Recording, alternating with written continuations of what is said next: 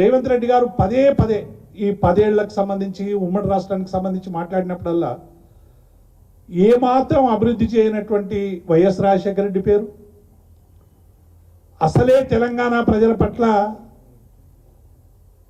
చాలా దుర్మార్గంగా వ్యవహరించినటువంటి చంద్రబాబు నాయుడు పేరు, తెలంగాణ పదాన్ని నిషేధించడం కావచ్చు, తెలంగాణ ఉద్యమాన్ని, తెలంగాణ అంటేనే ఎన్కౌంటర్లు చేసినటువంటి సందర్భాన్ని మనం అందరం కూడా చూసినాం. అటువంటి చంద్రబాబు నాయుడు పేరును రోజు తలుస్తాడు ఎక్కడో దగ్గర.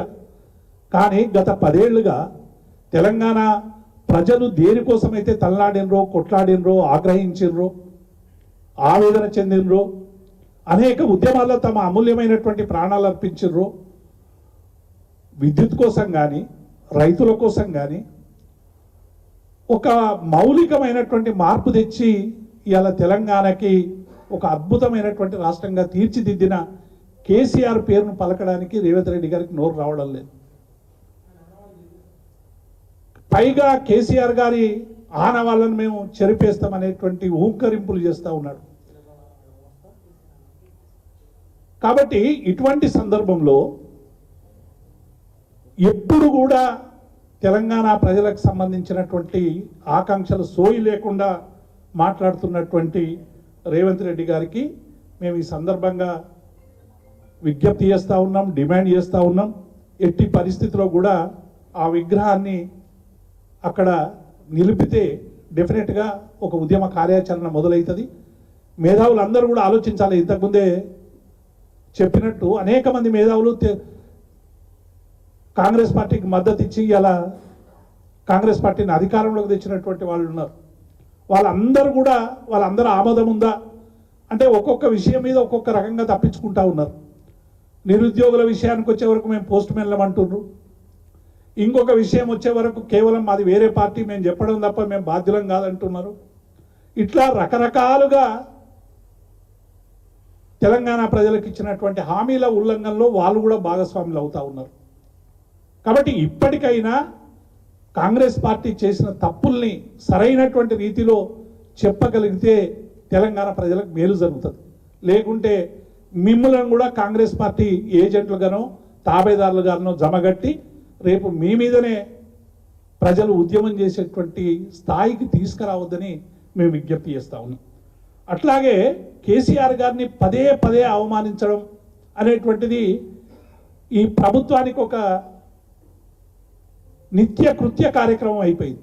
నిన్న మీరు అందరూ కూడా చూసిన 15th ఆగస్టుకు సంబంధించి మెదక్ జిల్లా కలెక్టర్ కేసీఆర్ గారు ఒక లీడర్ ఆఫ్ అపోజిషన్, ప్రోటోకాల్లో వారికి ఏ స్థానం ఉంటుందో కొత్తగా కలెక్టర్లకు చెప్పాల్సినటువంటి పని లేదు. కేసీఆర్ గారి పేరు కేవలం ఒక శాసనసభ్యుడిగా పరిగణించి తెలంగాణ ప్రజల్ని అవమానించే రీతిలో వారి పేరు పెట్టారు.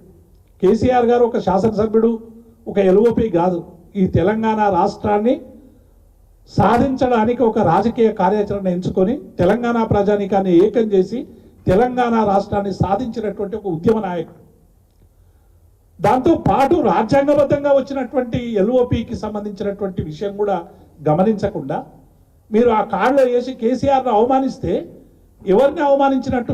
మిమ్మల్ని మీరే అవమానించుకున్నట్టు, చట్టాన్ని అవమానించినట్టు, రాజ్యాంగాన్ని అవమానించినట్టు. కాబట్టి మరి నిన్న అందరూ కూడా చాలామంది మేధావులు కావచ్చు, కవులు కావచ్చు, కళాకారులు కావచ్చు, తెలంగాణ వాదులు కావచ్చు, విపరీతమైనటువంటి ఆగ్రహం వెలిబుచ్చిన తర్వాత మళ్ళీ మీరు ఆ ప్రోటోకాల్ను మార్చి పెట్టుకున్నారు.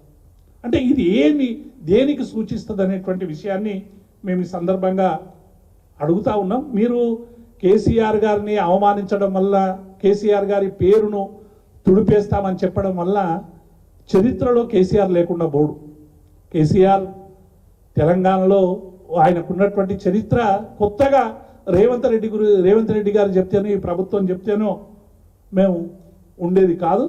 అందుకే ఈ అధికార పరిపాలనా కేంద్రానికి సంబంధించి కానీ, లేకుంటే చిహ్నాల గురించి కానీ తెలంగాణలో ఏ మౌలికమైనటువంటి మార్పు తీసుకురావాలనుకున్నప్పుడు మీరు అసెంబ్లీలో చర్చిస్తాము. అది మేము ప్రజారంజక పాలన, జనరంజక పాలన అని చెప్తా ఉన్నారు. ఈ జనరంజక పాలన గుర్తేంది అనేటువంటి విషయాన్ని కూడా చెప్పాల్సినటువంటి పూర్తిగా ఈ కాంగ్రెస్ ప్రభుత్వం కుంటి సాకుల ప్రభుత్వంగా మారిపోయింది.